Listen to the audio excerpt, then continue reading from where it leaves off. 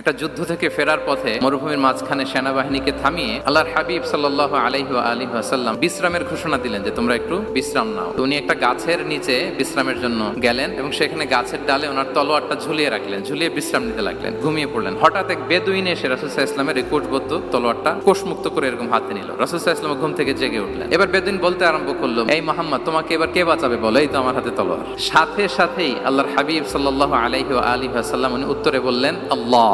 কোনো চিন্তা ভাবনা নাই যে ওরে আঘাত করা যায় কিনা পাল্টা, বা কোনোভাবে ওর কনফিডেন্স ডাউন করা যায় কিনা, কোনো দিকে না তাকিয়ে কি বললেন? আল্লাহ।